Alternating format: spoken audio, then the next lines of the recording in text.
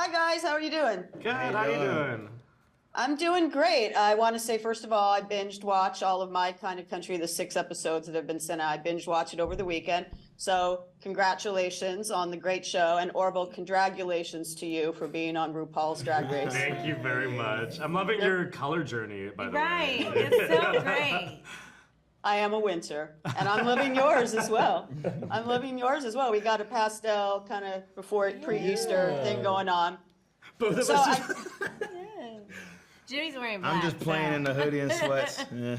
I think it's a good aesthetic we got going on, and Orville, I definitely appreciate you saying that because you were in charge of the visual storytelling part of this. So thank you again for saying that. So I guess I'll just jump into it since I've watched all 6 of the episodes with the obvious question, you know, of the mission statement of this show and why, and any of the 3 or all 3 of you can answer this, like why you wanted to sign on for a show like this.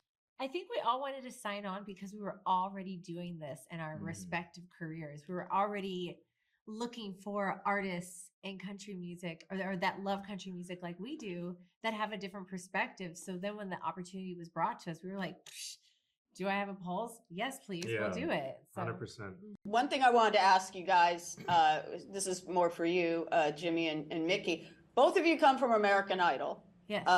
Although that, you know, honestly, I don't think you can totally cite American Idol as what launched your careers, but No, you it both did were not. on. No.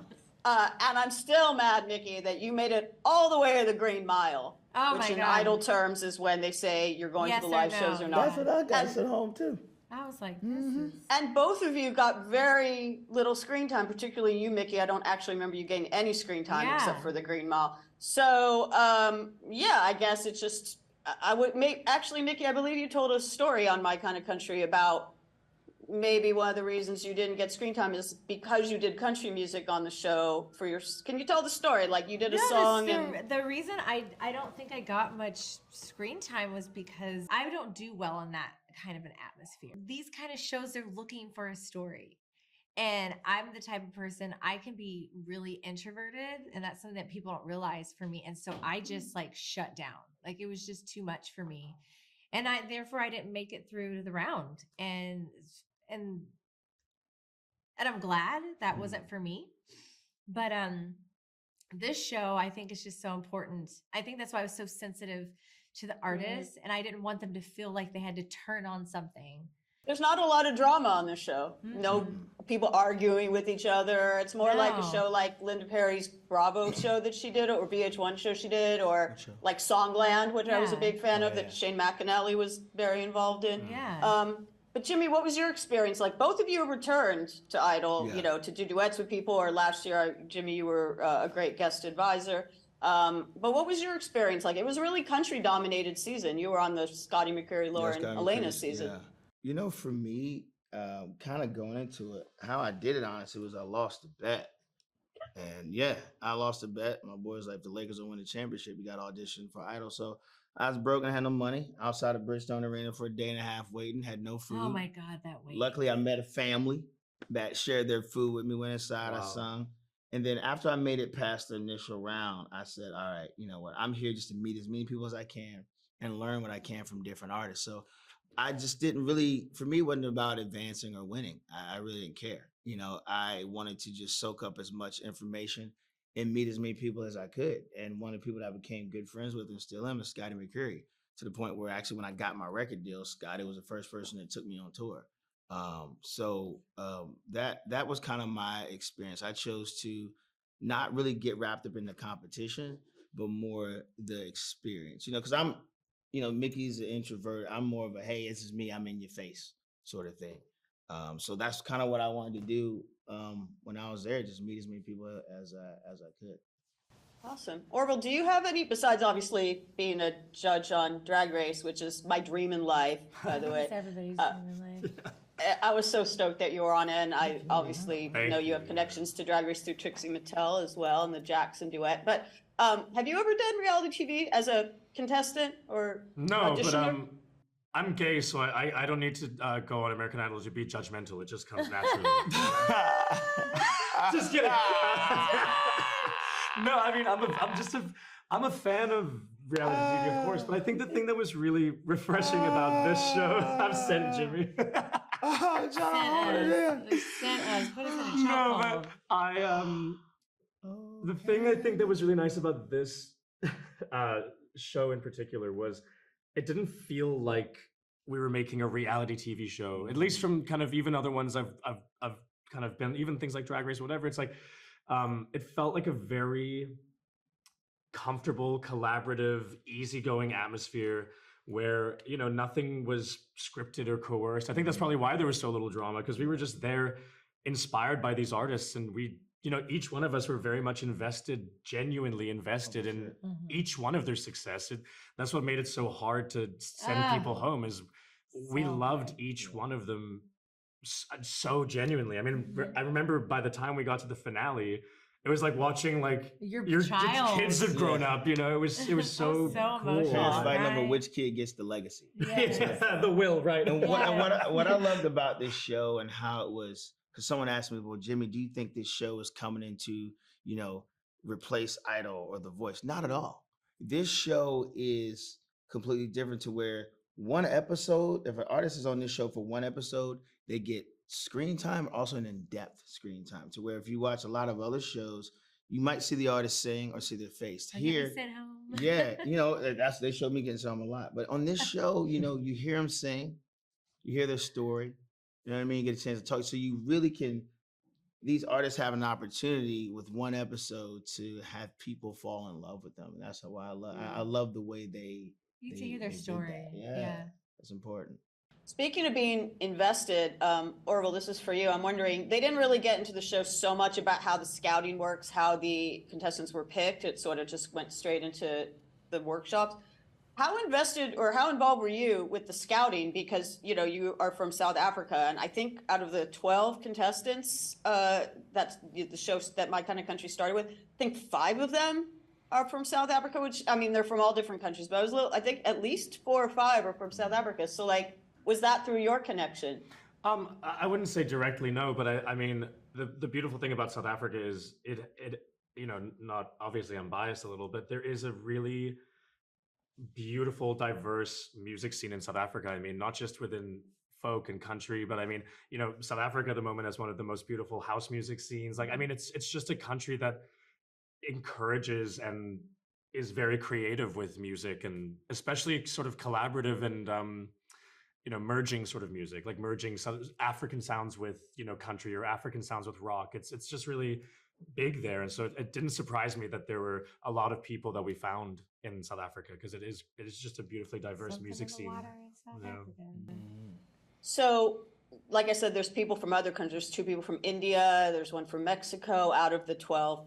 So maybe some people would be surprised by that. It's a question for any of the 3 of you. Like, some people think of country music as all American music, an American art form.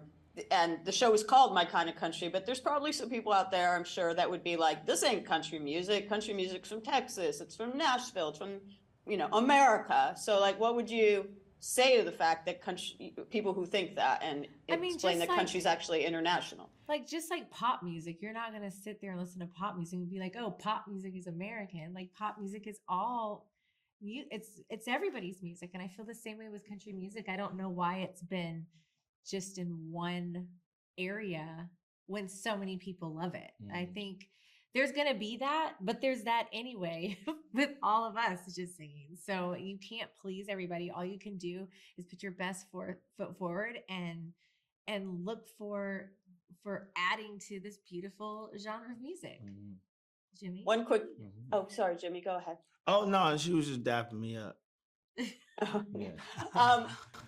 One thing that they say in the world of American Idol, The Voice, or whatever, is about making a song your own. It's like something they say in the biz, which the contestants on this show totally do. And obviously you guys have experience doing that as well. A lot of the songs that are covered on this show are not country songs. It's the classic flip. And I definitely want to ask you about your advice for that, particularly you, Orville, because 100%, your cover of Bronski Beat's Small Town Boy is I think it's one of the best covers I've heard of anything. I love the original, but the fact that you turn that into this, like, you know, David Lynch, Wild at Heart, country, Ennio Morricone type of song blew my mind. Yeah. So I mean, you know, that's an art form that you coach the contestants on this show to do. for sure. I think you know, there's a beautiful tradition in country music of covering songs and even covering other country songs and all that. But I love when you cover kind of a song that's not your genre and kind of make it a different genre. I think that's really interesting always. But yeah, I think one of the very staple tropes in the history of country music is doing covers. I mean, to the point where some of our favorite, most well-known country songs, in fact, were sang by 4, 5, 6 other artists before they became this artist's most famous version of it, you know?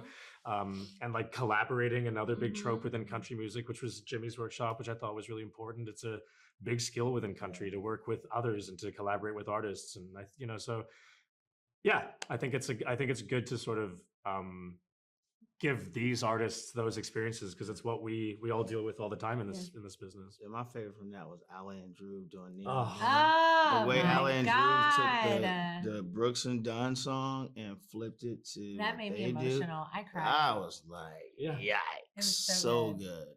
Yeah, there were so many great performances.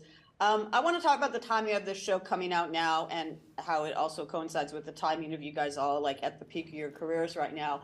Because I mentioned Trixie This Mattel is a my minute peak. ago. This is how I'm gonna get. I don't mean peak like it's all downhill from here. I just mean You were doing things are. well. I don't mean to jinx anything. The peak's you're just all doing so well, and the show, Yeah. it's such a great to get all three of you guys to do this show yeah. together, and it's so well timed.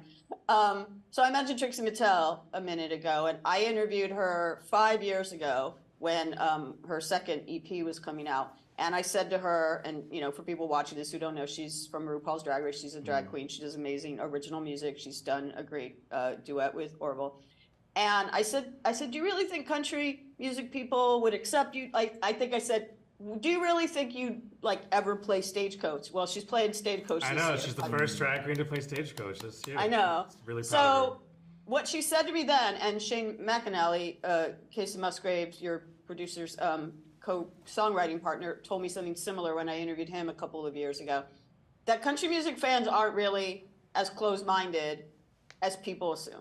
Obviously, some are. But I'm wondering, you know, any of you could chime in on this, about your thoughts about how, like, things are changing slowly, maybe slower than we'd like, but they are changing, you know? It's more, I tell people all the time, the country music fans are ready. A lot of times you have, I call them the suits, the executives that are either scared or don't want to see it happen. So they hold it up. Yeah. You know? So I tell artists all the time, no matter what you look like, where you from, keep putting music out. The fans will find it. They're not giving, I don't think they're giving country music listeners enough credit. 100%. And like, we're all grown-ups where it says 2023. Well, and but there is something sort of, I find exciting about the current vibe in country because, you know, when we were first starting our respective careers, I think there was less of us trying to carve our own paths, and it felt a bit hard. You're trying to fall in line. Yeah, and now there is a sense that like the floodgates are kind of at bursting, and there's so many, like it's almost undeniable now that these kind of You can't suits, stop it. yeah, they can't really gatekeep any longer, and there's something sort of exciting about that because I feel like we're about to just have those floodgates burst with like all these different artists in country that are just not been given the chance before. Yeah. Jimmy, you said that people at record labels use the word scared.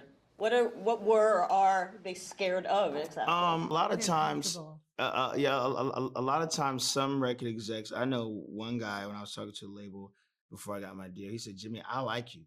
I want to sign you." He said, "But I'm not sure if I'll lose my job because my boss doesn't believe in this." And then there are some people that are just don't really want to see it go anywhere else. But I can they're honestly, comfortable with it, they're I comfortable guess. where it is. But I can honestly say the cool thing is there's a lot of record execs that are, you know, signing thank you, multiple people and stuff like that.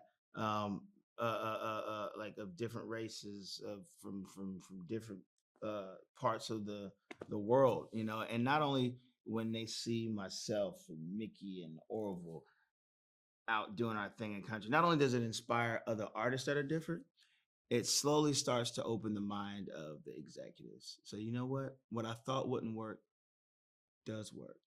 You know what I mean? Because a lot of times people get inspired by what they see, someone that looks like them. You know what I mean? So if you have, if you go to a country festival and it's 3 white artists performing and a sea full of white people, okay, great. So if they can attract that, what happens if you get an Asian country artist? You know what I mean? Asian people might get in the country because they see someone that looks like them. You know what I mean? The writing is on the wall. Yeah, with representation K-pop, matters. And it's cool to see it starting to happen. I mean, it's the same representation we look for in every other part of the world. The film and TV, seeing yourself represented, whether that means the color of your skin or, I mean, like it's important because we want to see ourselves on these things and hear our stories too. And I think the more of us there are, and a show like this, there was one winner at the end of the day, but there's also 12 artists on this show besides even us, like the artists that came to compete, that might inspire 12 more artists just by seeing one of those people on this show, you know. And that's the beauty of this, is it starts to make it undeniable for these record labels and people that it can't really be something they can control any longer, because it's just what it is. We're all just out here sharing a love of country music, and that's really all it is. And I'm looking forward to seeing it open. I'm looking forward to seeing the perception of country music change, whether executives want to change it because they want to see it or they want to make more money. Either way. It might be the latter. I mean, they're going to go where the money is. Not to sound One thing jaded. you can always count on is American greed, so we got to use it to our benefit. Well, you told this story, Jimmy, about how one time someone at a record label was like, I'm afraid if I sign you, I'll get fired. Mickey and Orville, do either of you have a story where you were kind of told a similar thing about we got stories.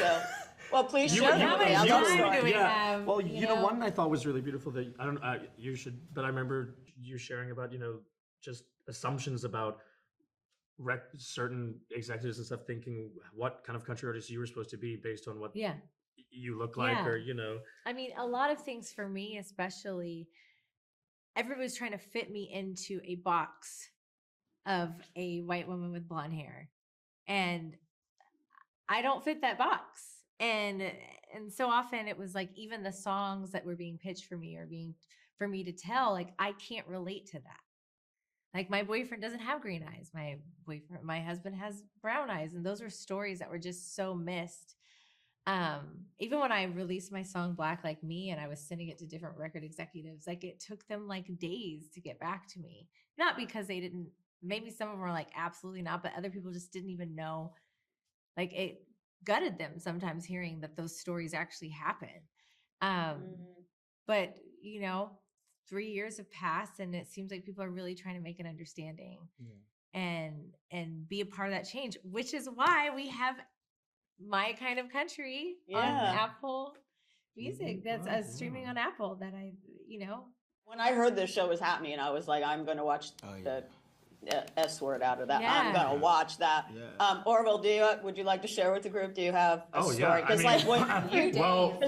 I mean, the image alone probably. Well, there's as that, much as of course. I mean, listen, I was told with no hint of kindness many times straight up in my face that I would never be successful as an openly gay man in country music, that it would never, ever work, that I could never wear the mask I wear, that would, people would think I was a fool and I mean, I really had to, in Nashville, people thought I was nuts when I first started banging on doors. And I don't know, I just had the determination that I knew I had a seat at the table and I wouldn't take no for an answer. You're talented. Thank you. That helps sometimes, but you've got a great voice. Thanks, Ricky. Yeah, but and now look at T.J. Osborne. I mean, like, Brothers Osborne won a Grammy. Another openly gay man in country music. Things are changing. But it was I mean, for sure, we've all heard. We have a million of these stories, and it's unfortunate because we're not alone in that. I think a lot of people that are different for whatever reason have heard this a lot, which is why we had so much empathy for these artists. And we were so careful and delicate about what we were trying to do with them and help them, because we've been through it ourselves. We've experienced all of that no and all of those doors shutting. We've and been made to feel disposable. Totally. Oh. Did you ever meet Lavender Country? Orville, Yes, I who performed with recent- him. I was very, Aw. very lucky to have known him. We used to, Lavender Country is a cult icon. We call him the grandfather of queer country. He was making gay country music in the 60s. Yeah, and recently, like, just passed He away just a couple passed away months last ago. year, yeah. But I had the great pleasure of knowing him. I performed with him, and we used to pen pal with each other. And he had one of the filthiest vocabularies I've ever known of a person. Like, just so much cussing, it was crazy. But he was amazing, amazing guy. Awesome. That's an honor that you got to. Oh, absolutely, you know. yeah. Did you have similar to maybe how people in My Kind of Country or your fans who also do music might come to you and say, like, thank you for opening doors or paving the way or whatever? Did you have any kind of conversation with Lavender about that, how he opened doors for someone like yourself? Oh, yes, absolutely. I mean, he changed what I thought of as, I'm sure he gave me a lot of that confidence when I first heard him before I started even making country music. But yeah, I think we've all also experienced that in our own way, in lovely ways, as we get to play shows and see ourselves in the audience, essentially, because then they're looking at themselves and us, and that's a beautiful thing to share with art, is to give people visibility.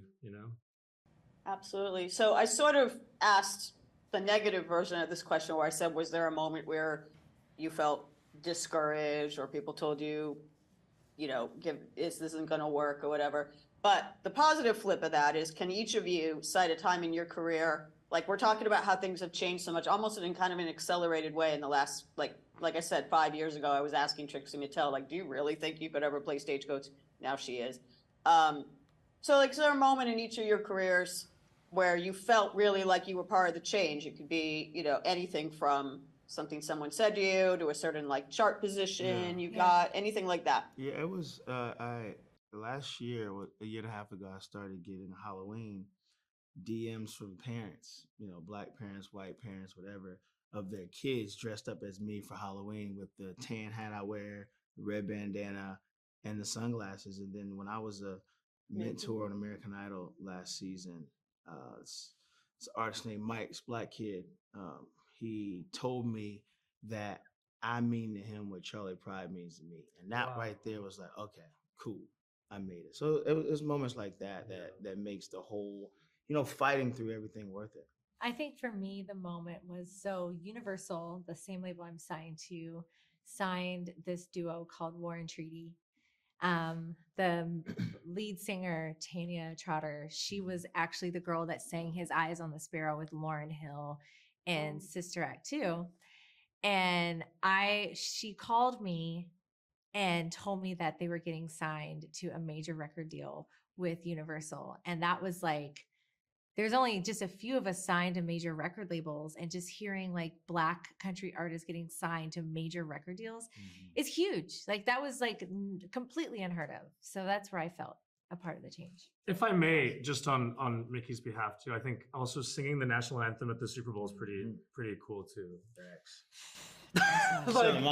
just the Super Bowl. That one, yeah. Just the Super Bowl. Wasn't there like some weird thing where they like misnamed you though or something? Or... Oh no, they thought Janae Aiko. Yeah. Oh no, girl, you're joking. Like literally, it said Janae Aiko like under, because she was also singing. I believe she was singing "America the Beautiful" that day. Yeah, what? I mean, I didn't know that performance. No. It was just like a Pete. No, it was just like.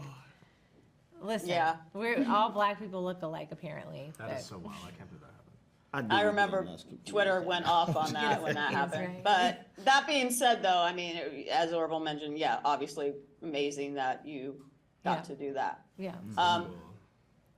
And then Orville, what do you have, like a sort of aha moment or like career? I don't want to use the word peak, but moment where you were like, oh, things are changing and I'm part of it. Well, people started getting my tattoo, which now turned into like a cult of 1,000 people, so which is cool. crazy. All kinds. We lost count at like 500, and that was 3 years ago. So it's like that's so cool. Nuts. That's a great. But I think for me, mostly, I tattoo you on me. Oh my god, let's do it. Like I'll get you. Okay, and I'll get you. Okay, Jimmy, we'll get you too. I'll do you too. But for me, I think honestly, big moments in my career that were like is collaborations with people I really idolize, respect. I mean, when Shania Twain, when when I found out Shania Twain was a fan, and then we did a song like together, what? that blew my mind. You know, when I found out Willie Nelson was a fan, and I got I to meet him, mean- like those kind of moments of meeting just absolute idols of mine, and finding out that they respect what I do and even know who I am or want to work with me. I mean, That's so cool. that's like a mind blowing. Mickey, you met Paul McCartney, okay? Bonnie yeah. Raitt said my name one time. Ugh. That I mean, was see, pretty but wild. because we're fans too, you know, you Yeah. go back to Yeah. being like, oh my God, like it's so crazy, you know, like. Well, I would be remiss if I didn't squeeze in this question because you mentioned Charlie Pride, Yeah. Jimmy, and you know, much like how Orville got to perform with Lavender Country, you got to in was it the CMAs that you got to perform? CMAs, yeah. Can you tell me real quick, because like he passed very shortly after that, Yeah. and that was like such a great moment, that Yeah. performance. It was life-changing. I met Charlie 2 years before at NAMM, and I told him I wanted to meet him, and we talked. And the crazy thing is he has the talent of guessing people's birthday, and he guessed my birthday by 2 days off, right?